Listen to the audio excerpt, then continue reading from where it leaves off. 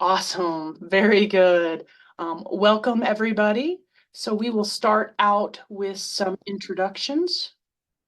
Um, my name is Lacey Brown. I am with South Dakota State University Extension. I am a gerontologist. I'm located in Rapid City. I serve the whole state of South Dakota, and I will let my co-presenter, Molly, introduce herself.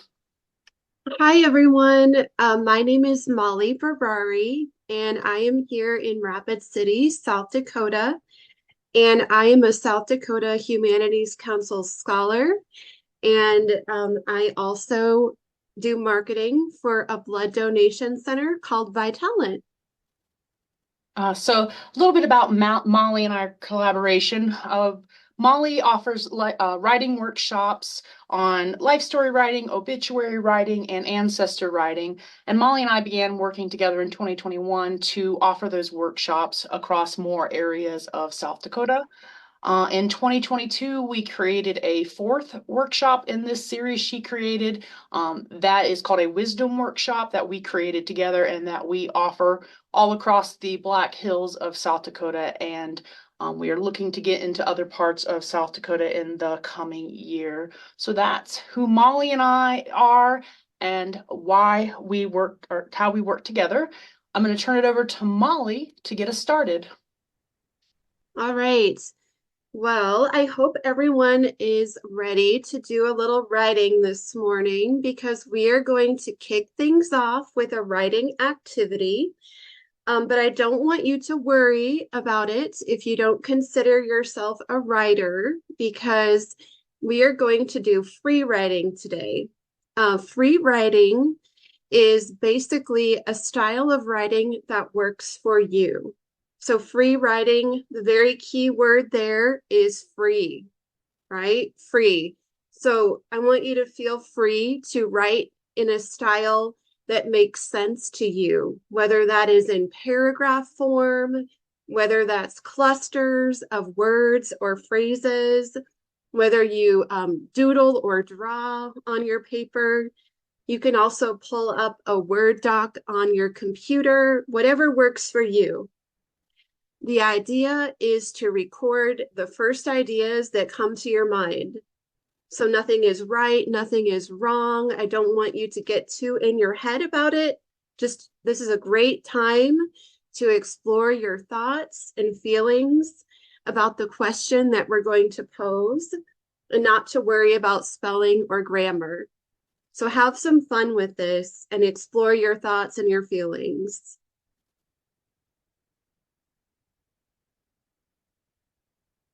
All right, so the writing prompt today, the question is, what makes you see someone as young or someone as old? And how do you view yourself? You can answer one of those questions, both of those questions. You can provide an example of a time that you felt young or old. Maybe you have an anecdote or a memory in mind that you could write about. We're going to give you a couple of minutes here to work on your free writing and to answer these questions. So, like I said, have some fun with this. Let your mind wander and let us know what you think about what makes someone young or old.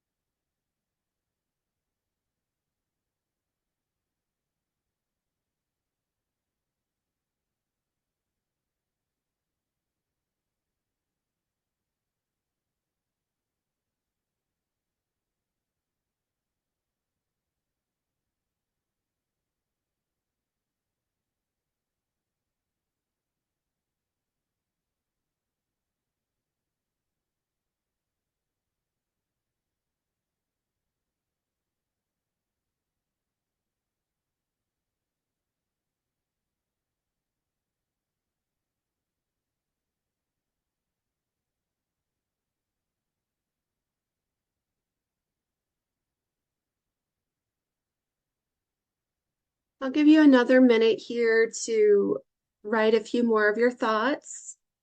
Then we'll come back together and share a couple of our ideas.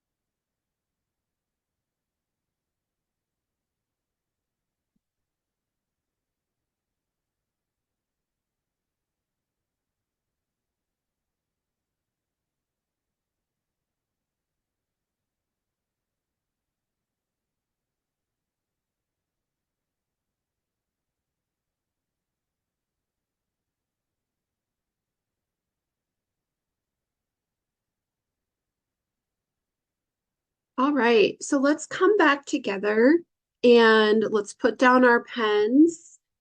And I would love to hear from someone what they wrote. So, how they responded to this question. You can read what you wrote, you can summarize it in your words. So, would anyone like to unmute and share with us what they wrote?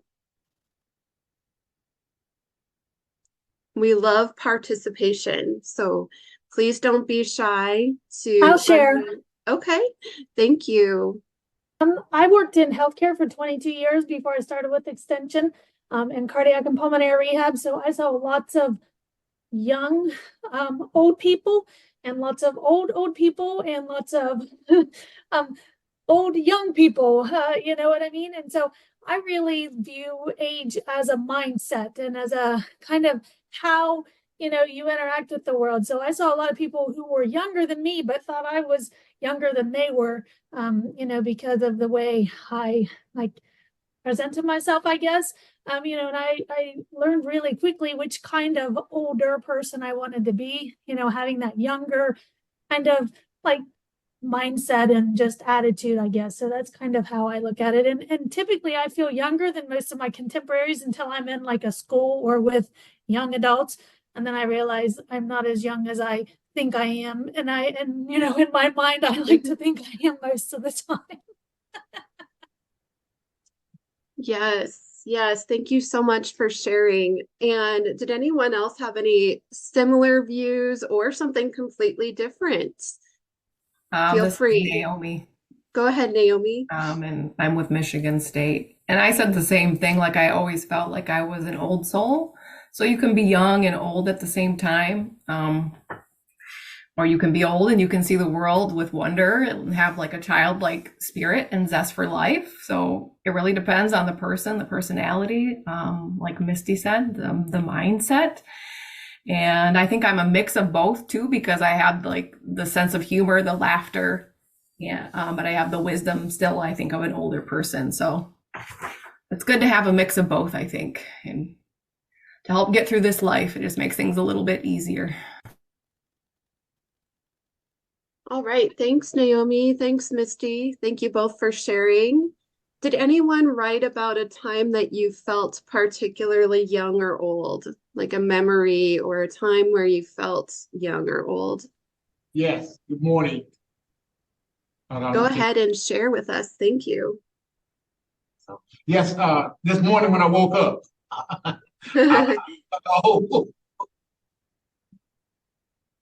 So what if you felt old when you woke up? oh Tell yeah, us more about that. listen, it was hard to get out of the bed. The bones, the body just didn't want to act right this morning. so, so keep it in the spirit, keep it, a sense of humor about it. Yeah, this morning when I woke up, I felt the difference that I wasn't as young as I thought I was. Normally I could pop straight up. This morning it took a minute to get up out of the bed. Yeah, feeling those physical sensations of your age, right? All right. Anyone else want to share? We still have a minute if anyone else would like to share. Yeah, I was just going to add in following what he said. So, what a time that I felt really old was after I had a back surgery.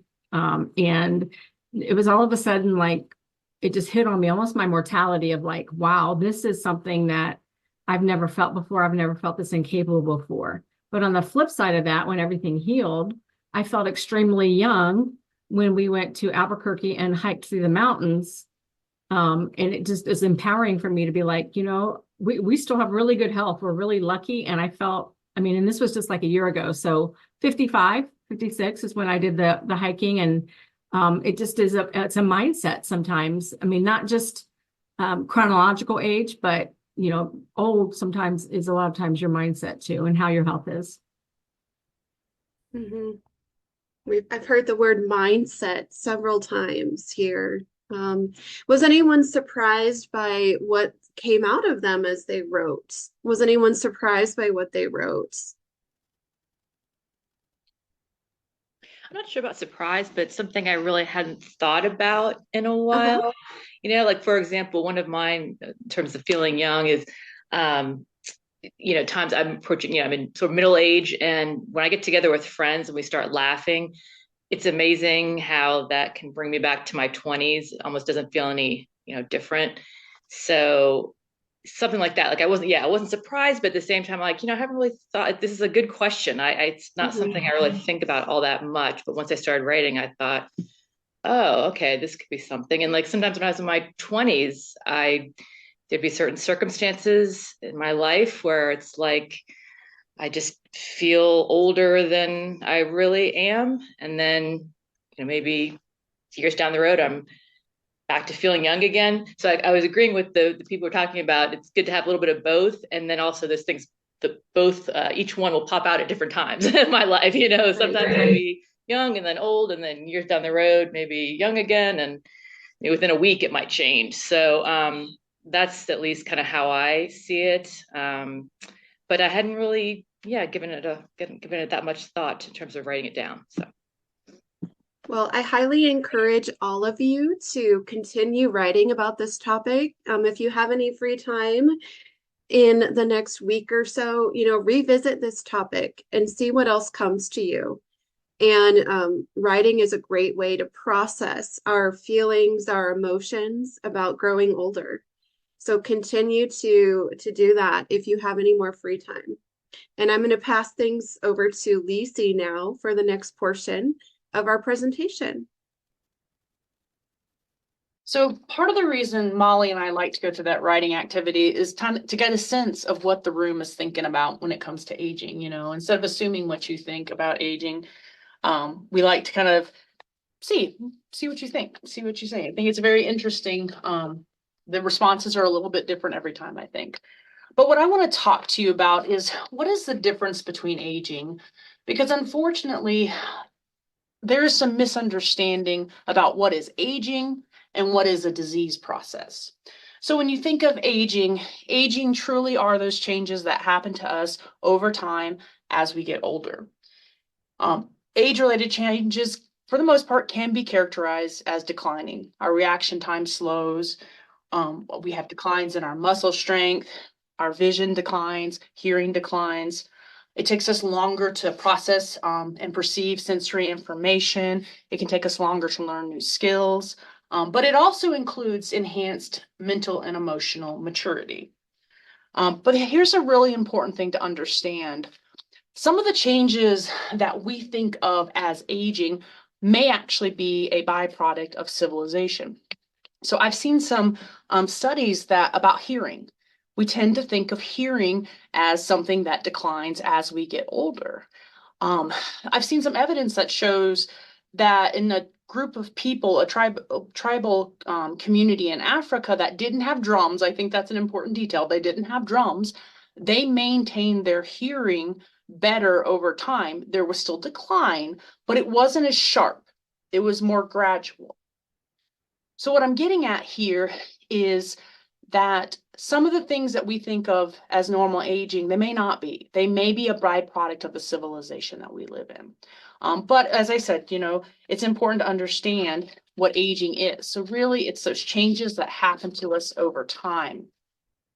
Diseases really refer to disorders or dysfunction that are occurring in the body. They could be dementia, diabetes, depression, macular degeneration. Those are really disease processes that are often equated to aging. So let's explore why the diseases are more common in older adults, because that is a fact. You can look at, I was looking at the data yesterday. Diseases are more common in older adults. It's important to understand that aging can be thought of as a loss of resiliency in our body, and that makes it more susceptible to those disease processes. But I want you to think about something. You think about a classic car, think about antique furniture. If you just leave them out in the weather, never take care of them, they rot. But if you take care of them, they last a really long time. And that's kind of how our bodies are. If we take care of our bodies, they can last a really long time. We've got a lot of evidence about what we can do to delay the onset of disease. And that's what we eat. It's how often we move. It's whether or not we manage the stress. It's our sleep habits. If we smoke, if we drink, it's all of those things really can affect whether or not we develop diseases. So for sleep, for example, is really, really important for brain health.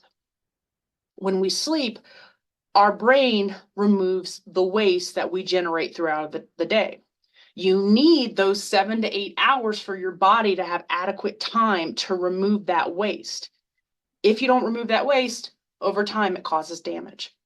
So a lot of folks are engaged in habits that we know increase the susceptibility to disease.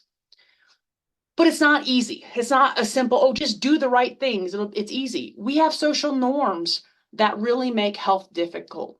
I mean, there's widespread availability of sugar and salt.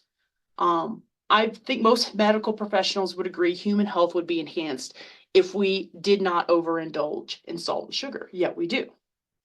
Many of us are working in professions that require us to sit for an extended period of time. That affects our overall health.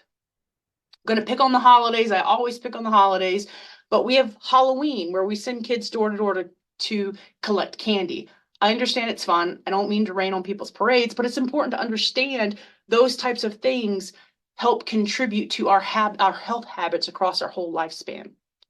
And then there's factors that are beyond what we do as individuals that affect our ability, our health outcomes, and our ability to cope in older age. Our social economic status. If we have more income throughout our lives, we're probably going to age better than someone who does not. Again, our health behaviors. The environment. I mean, do you have access to healthy food in the environment? Is there accessible housing? Aging self-perceptions. How people think about it. We'll talk more about aging self-perceptions.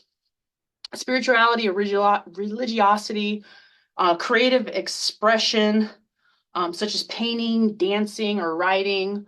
Our culture affects how we age. And I have a question for you to answer in the chat box. So in the chat box, I would like you to share what American culture tells us about aging. I gotta find my chat box now.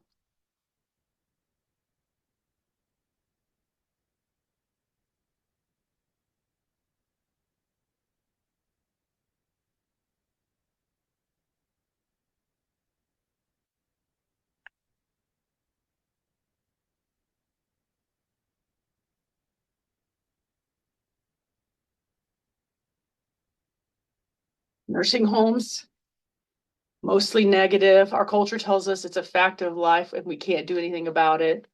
Culture doesn't value aging. Aging is to be prevented. American culture tells us aging is taboo. We need to fight it. Yep.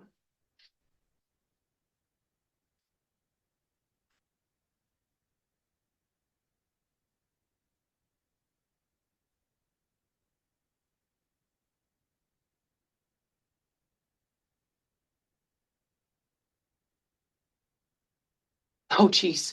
American culture tells, oh, don't jump on me, tells us about aging that once you turn 18, you leave home, and once you retire, you go to a home. American culture doesn't want us to age. They don't want us to look old. We must buy products to make us look younger. American culture portrays aging as negative, forgetful, physical disability, not as beautiful as we are. You nailed it, guys. I mean, other cultures do not view aging the way that we do. A question in the chat, I'll answer real quick. How does spirituality and religion contribute to aging and aging? That's for coping, largely for coping.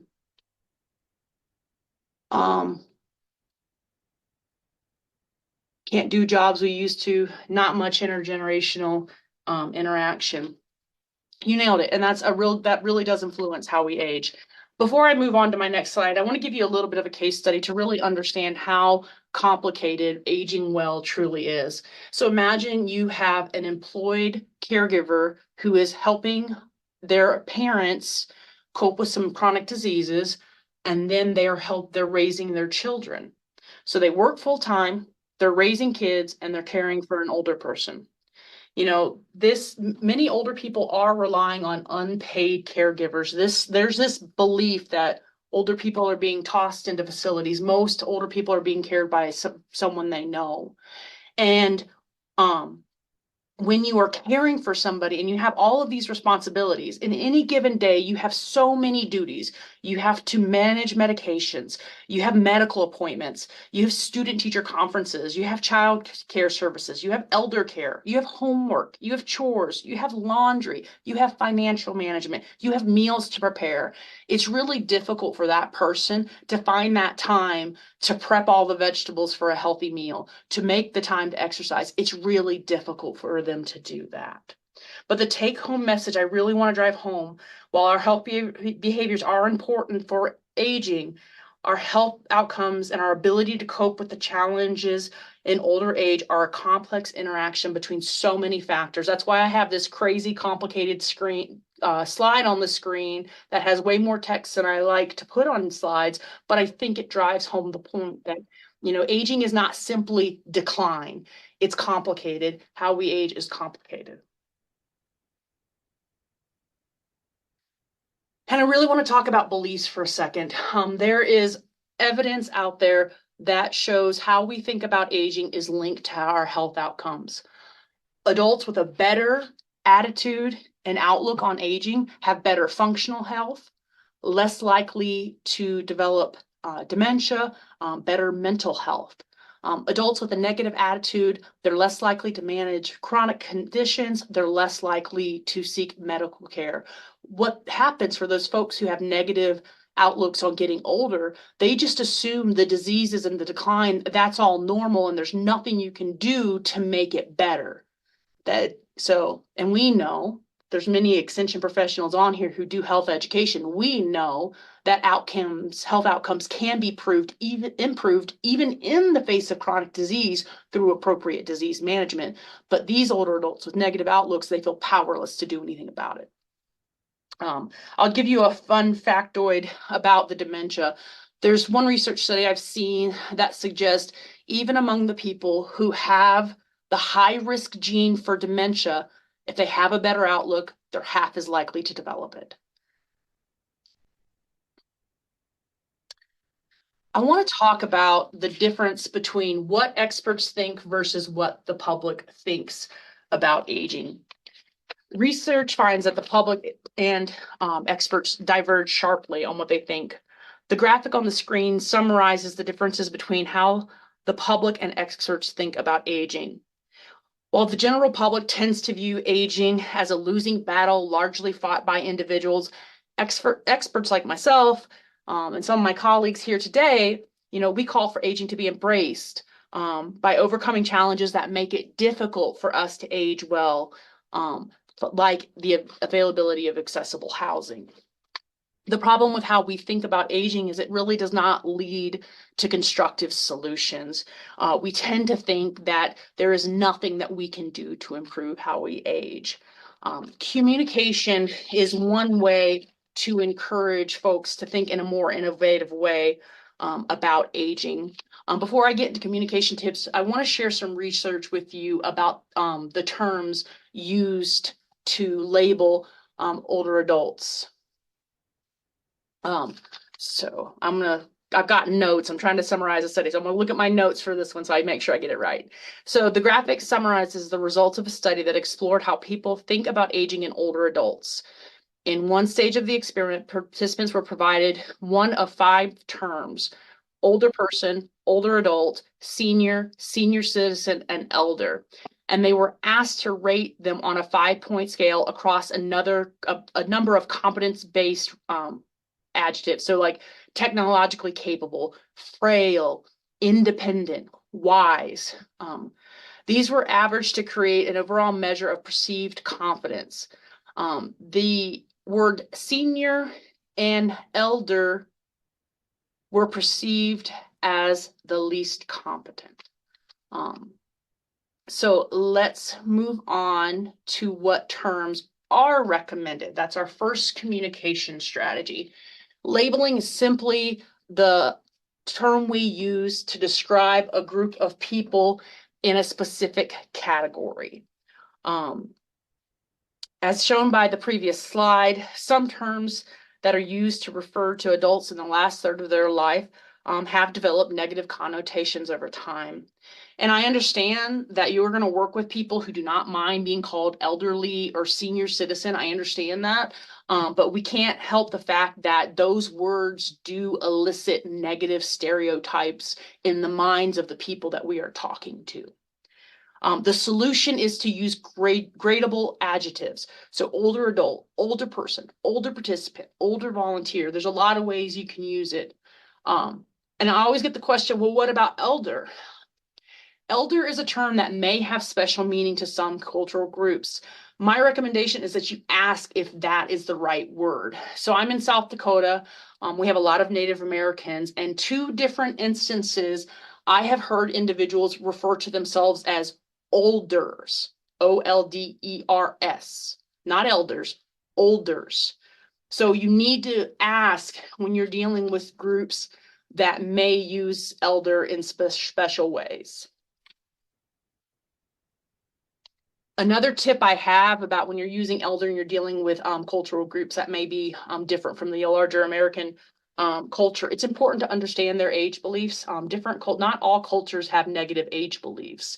There are several cultures. Japan's the one I remember at the top of my head, but there's several other cultures that have positive beliefs about aging. And what's interesting is the results do show that they have better outcomes in older age. The next communication strategy that I want to talk about is othering.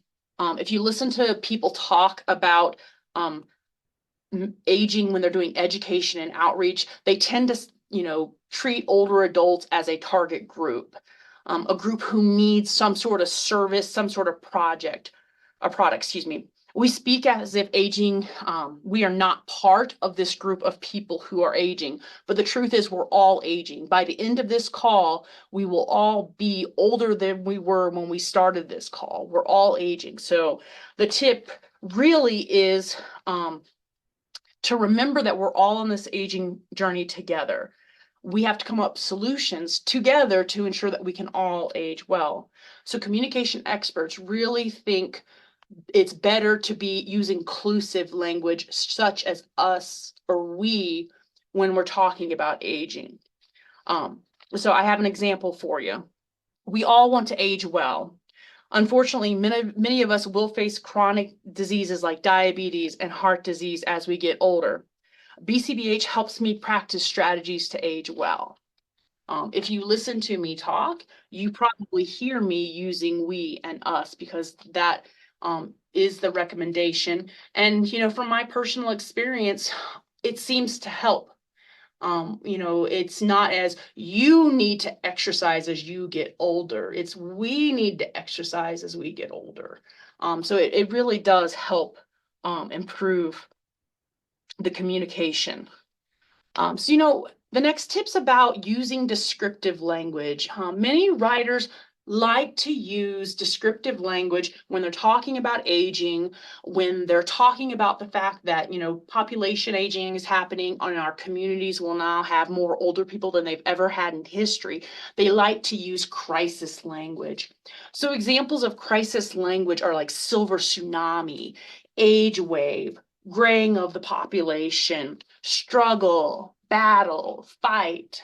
And the problem is that contrary to the intention of the speaker, Crisis language does not inspire creativity or innovation. So once you think about it for a second, what do you do when a tsunami's coming? You run from it. And that's not a constructive way for us to talk about aging. The solution is to try to use language in the spirit of ingenuity, creativity, problem solving. Like, we can solve for this. So an example that I have from the training that I took that helped me inform this presentation. So getting things done is just the South Dakota way. Now is the time to tap into that ingenuity to modernize our approach to housing, services and support, social and economic engagement opportunities for aging in our community. It's really trying to tap into that we can do this, we can fix this, instead of using language that instills fear in the listener. It's also helpful to use appropriate supporting data when you're offering solutions. The last tip was possibly the most difficult for me. As soon as I learned about ageism, I wanted nothing more than to just show counter examples of the negative aging. There's a 80, he's probably 83 or 84 now, but there's an 80-year-old CrossFitter, and I used to love to show him, look what you can do. But the problem is it promotes simplistic understandings of aging that taps into this individualism mental trap where it's all about us, it's all about what we do, and it ignores the world around us that really affects our ability to age well. So it's important to use realistic images that show both the gains and the losses. Use stories that show why context and environment matters. I mean, if you're using imagery, you want to use images that the older adults you're trying to reach can relate to. As much as I like the 80-year-old CrossFitter, a lot of older adults are not going to be able to relate to him.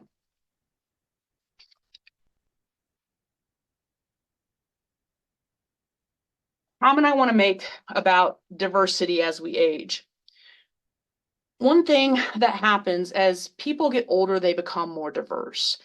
And that might sound a little counterintuitive, but when we're younger, we're very similar. We're all about the same age. We're all about the same health status. We're all about the same life experience. But as we get older, we have different life experiences, such as remaining child-free, that makes us more different from our peers. In addition, the diversity of our health also increases. Some folks develop diseases very young and pass away very young, while others live well into old age, nearly disease-free. So I'm going to give it back to Molly, and she is going to review the tips. All right. So now we're going to quiz you on what we've covered so far, right? No, I'm just kidding. There are no quizzes today, but we're going to go over these tips again for communication strategies and talk about how you could actually utilize them in your roles, in your lives. So I want this to be very interactive, so feel free to unmute if you have something to share. Is there anyone who would like to speak to how they could avoid othering in their communication? Anyone who has an idea for how they would want to do that to avoid othering? Or what that means to you, maybe. If you had to say it in your own words, what does avoiding othering mean to you? Any ideas? This is Christy. Just the thing that popped into my head was that we have some programs that have scripted leader, scripts. And a lot of times in the script, it does say you. And so using us and we, as we, just changing that out and making it more inclusive would be something simple and pretty easy that I could do. Thanks, Christy. That's great. Yeah. So that's also a great example of how to use inclusive language, right? So, any other ideas for how you could use inclusive language in your own lives or your own careers?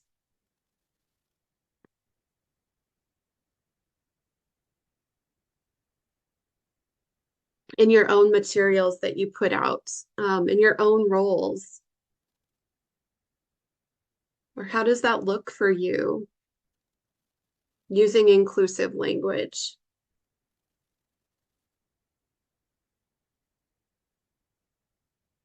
Or avoiding labels that, any ways you could personally avoid labels in your role.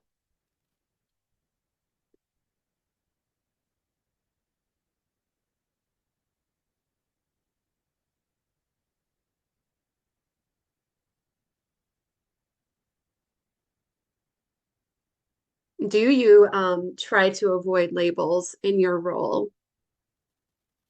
Do you use gradable adjectives like older volunteer, older participant? Does anyone currently do that? And let us know what your experience is with that. Molly, this is Vicky. I just came on. I was late to the meeting, so I didn't get to see the beginning part. But when I just think of the they, them, now that I'm older, it's much easier to use the us and we, because when I'm programming with senior citizens, I'm one of them now. And but there's that them, when we refer to older people as they, this group, they have this problem, they're dealing with this. So I try to avoid saying that. Mm-hmm. Thanks for sharing, Vicki. Does anyone else use gradable adjectives or try to make a conscious effort to do that, to say older volunteer, older participant, things like that?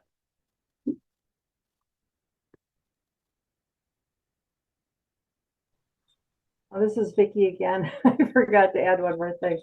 I really like to use the term elders, because that's, I've noticed with the tribe, they use that word a lot, and it's used in great respect for the older people in their tribe, and so I do try to use that term. Yes, I have experienced that difference between the word elder and the word elderly. That there's a big difference there, particularly in some cultures, but elder, in my experience, isn't a derogatory term. Elderly might have more negative connotations. Good morning. Yeah, Lacey, did you want to speak to that real quick? Definitely. That elderly and elder are definitely two different terms. They're not the same terms, and I think it is appropriate to use it with certain cultural groups. That study that I cited, majority of the participants were white, and those are not, I shouldn't say white, mainstream population. That may not even be the right term. I'm sorry if that's offensive to anybody, but the broader population. And for them, elder was negative. It was perceived as incompetent. So it's like one thing to remember is we can't control if those words put the negative incompetent stereotypes into their heads. Yes, RDNEE. Go ahead and share. Unmute and share. Go ahead, Mr. Durham. Oh, I thought you wanted to say something. Also, good morning, y'all. Okay. I'm with Mr. James Keys here, Cincinnati, he's from Central State. And he's here with us, and we're doing, we have a couple of residents here participating with you guys. Well, thank you, first of all. And I thought one of the residents had a question, or wanted to comment about something that you were talking about. Because some of them it's like you hit it right on the point when you was like the Caucasian side sees things different than the African American side, and our viewpoints sometimes are different than what you're saying. So we was having a little debate, about some of the things that like one of the residents was saying that people that did things their whole life right and still pass, you know. And Yes. so that was some of the things that we were saying. You know, it was like it wasn't contradicting, but it was like different from our approach sometimes. So we want to thank you for your view, and hopefully we get a chance to give our point of view out from a different perspective. Yeah. And I want to emphasize that I did say culture is critical. Culture is critical. Different cultures have different views on aging. Jamaican is another culture that views aging more positively.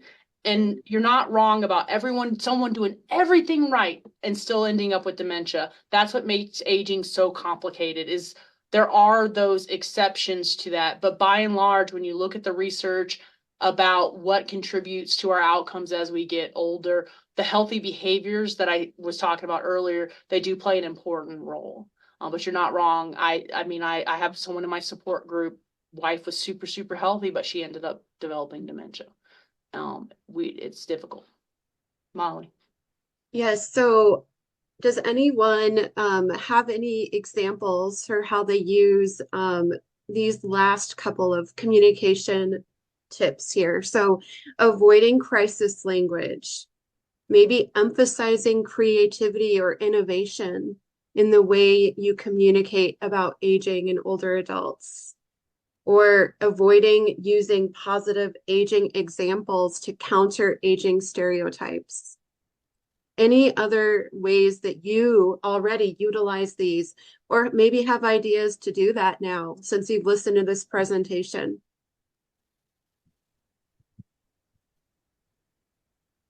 This is Dawn. As you all were speaking, I was just thinking about just relating to the elders in my community or those in my family, and just thank you for the ideas or the acknowledgement of how we can better frame our language to so that it's not offensive. And oftentimes for me, I'm thinking going forward, I want to ask the questions to different, because, even though I have a few close elders, a few elders close to me, they still may all respond differently to different things. So I'm going to ask the question. I'm going to be willing to ask those questions and learn as I go. Yeah. So. Dawn, your comment made me think of something. This definitely was kind of prepared for a professional audience, but the truth is you can use these tips with your family. If you're trying to talk to them about, say the time has come, they can no longer live on their own. Maybe you say something like, sometimes as we get older, we just need a little bit more help, Exactly. and that, so that you can use it in that way too, instead of you're getting older, you need more help. Yes. That's not constructive. Yep. So and thank you. the recent conversations with my mom, because we've had those conversations, and earlier on, when you don't really understand the aging process, you just see your parents, slowly but surely, and it's like, wow.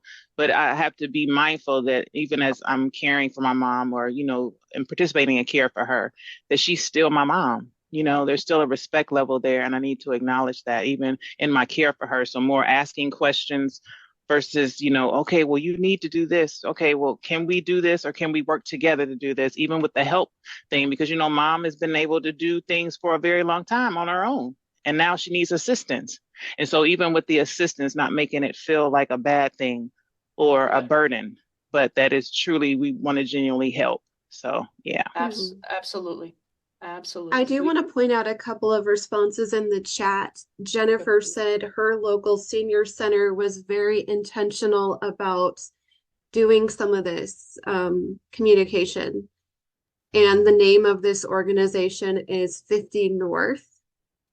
And then Jennifer also said, really focusing on a can-do empowerment attitude. I work with a support group for folks living with diabetes, doing diabetes together. Great examples. Thanks, Jennifer.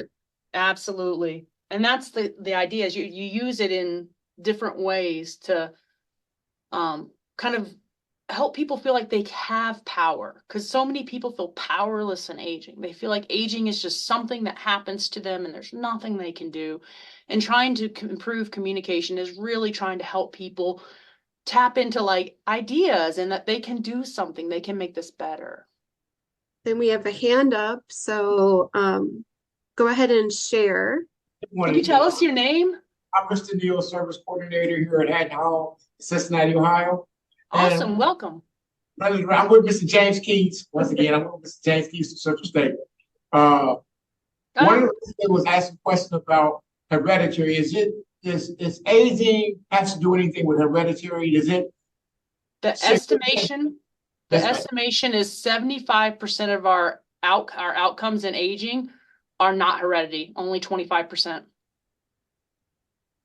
But I'll tell you some neat work that's happening with aging. They're really looking for those families who have a lot of folks who are living to 95 and beyond. So the kids live to, or the parents live to 95 and beyond, the kids live to 95 beyond in good health. They want to study those individuals because there is a hypothesis that there is a longevity gene that does contribute to outcomes in aging. So there is some work trying to understand a little bit more about why some people can live to 100 and be in really fantastic health, and other people their health is completely compromised by the time they're 30, 40. They're trying to understand that. So in looking at these last three in that comment, I've worked with elderly most of my 35 years now, on and off and in volunteer situations too. So I've seen all ranges of healthier aging and not so healthy aging. My grandmother, I have longevity in my family. So my grandmother lived to 105, very good health. Even back when people died in their 40s, her parents and her grandparents lived to their 90s or 100. So I'm hoping that I have that side. But I have to check myself, because that avoid using positive aging examples. I know, and I approach situations and check myself and say, I always say I'm tainted because I have all of this longevity with very positive health outcomes, and not everybody does. And I can't remember who made the comment earlier, but I think it's very important to still use that empowerment and that can do, but acknowledge that there are things that people can't, an individual, when you're working with them, cannot do any longer. And there is a sense of grief and loss when people are losing whatever it is. And so acknowledging it, but then saying, okay, what can you do? What can you do together? What can we do together that, and steer it towards that, but still acknowledge the loss that they're experiencing. Maggie, I really appreciate your comment, because I don't want to sound like Pollyanna about aging. Aging is great. It's wonderful. There's no loss. There's genuine loss and there's genuine challenges, and it's grieving. There's a grieving process. There is so much grieving that happens as we lose our abilities, as we develop health conditions. There's some grieving that comes with that. Molly, do you want to move on to the next slide? Yes, let's move on. So the final thing we're going to have you do, the final reflection question. We're going to do this for our free writing again. So jotting down any ideas that come to us. What do you want for yourself as you reach older age and end of life? So go ahead and jot down on your paper, on your Word documents. What do you want for yourself as you reach older age? Just take a minute or two to do this, and then we will share.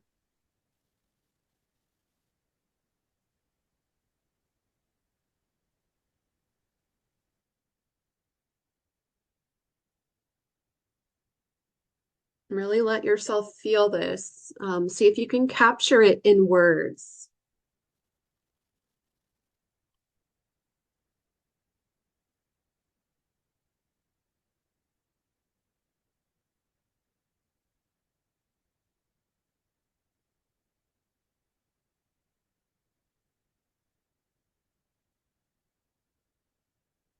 Maybe it's just a couple phrases that you can think of, or a couple of words that you want to focus on that you see for yourself, but maybe it's sentences.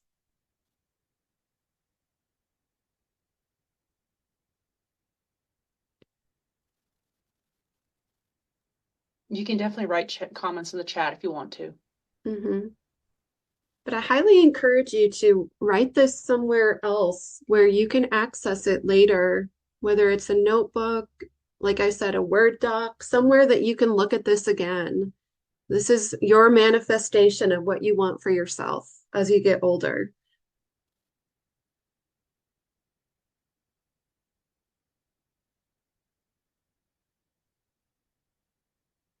It all starts with that mindset.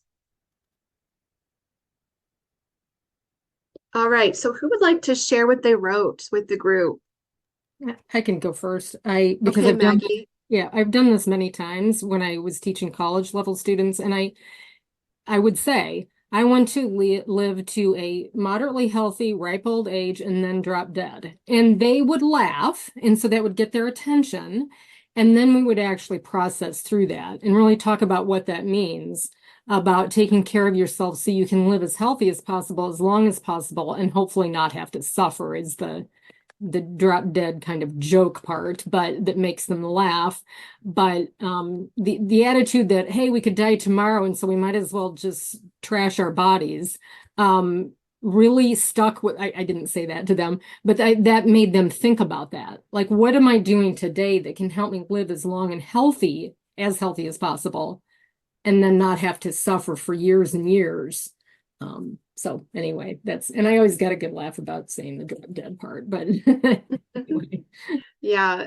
Anyone else have something different to share? Yes, what do you say, mindset? Keeping keeping a sharp mindset. And also not have to deal with tremendous pain as we get older. Yes. Did anyone write about maybe how they would view themselves or see themselves at an older age? Like maybe a description of how you might look or feel, like feel in your body or feel in your mind. I got a question. I mean, right now, most people in the world are older, are elderly. So they have already experienced it, but you're asking the questions they already going through. Most of them are going through it already. So this is are dealing with an illness that has changed the course of your life. You know, like young man here, all of a sudden, healthy, go to work every day, pay bills, everything, and then all of a sudden, boom, can't walk. And good comments. And there's so many other great comments in the chat. So if you can take a look, there's so many good things being said in the chat. But we're going to go ahead and move forward and wrap things up so that we have time for final questions. So just a oh, go ahead, Molly. I'm sorry, it's your turn. Forgot. Yeah, so just a few things we want to summarize. Many of us believe stereotypes about aging that may not reflect scientific evidence. Aging refers to changes that happen to the human body over time.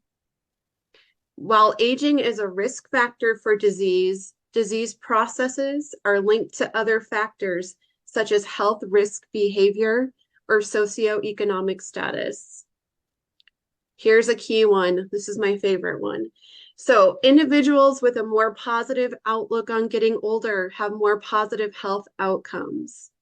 That's something I really want to take away today and remember. Public views on aging diverge sharply from expert knowledge. And communication is one way to overcome some of the preconceived notions that people have about aging. We talked a lot about that today, the communication piece. So see if you can take that with you into the world. And then finally, this session, we strived to give you some strategies in this session to improve your communication about aging and around aging. So hopefully you took some of those today and found them useful and helpful. But we would like to open it up now for questions from the group, any final questions you have, and any other things that you want to share. The floor is yours.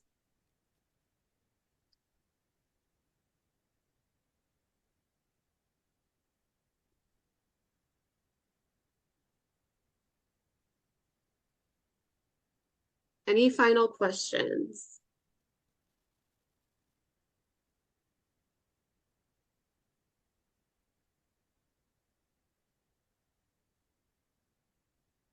Or any final takeaways? Something you're going to take with you today?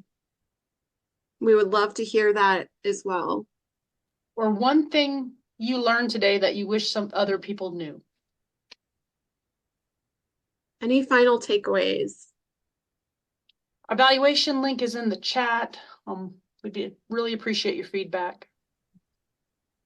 I think for me, just the reiteration of cultural differences and where, you know, we as a culture in this country might be able to make some changes. I mean, that was touched on. I think that's a great thing to take away and try to elaborate on. You know, look at what other cultures are doing. What are they doing well? What are we doing well? What could we be doing better? I think that's a big takeaway for me at least. Awesome. Thanks, Amy. I'd love to hear a couple more takeaways. Yeah, Alicia says being more mindful of inclusive language in both professional and personal interactions. That's a great one.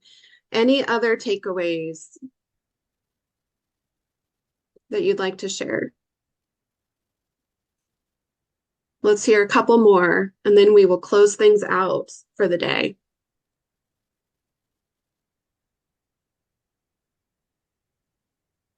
Any different takeaways?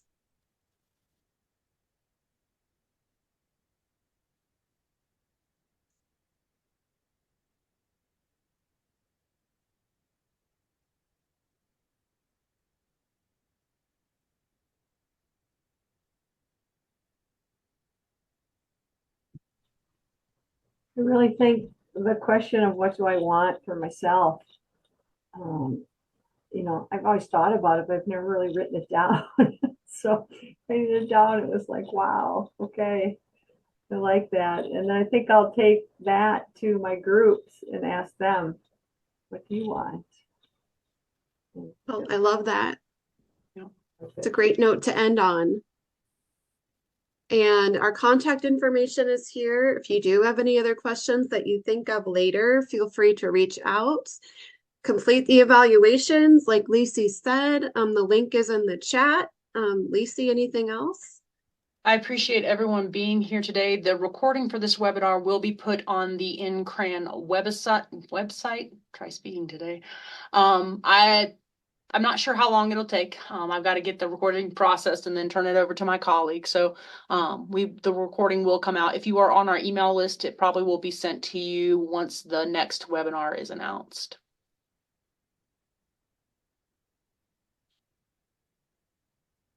Awesome. Excuse me. We want to thank everybody for Patton Hall. Thank y'all. We appreciate your taking time out to educate us, to enlighten us on aging. We thank you. We're looking forward to the next one. It's great to have you here. You had excellent questions. Thanks, everyone.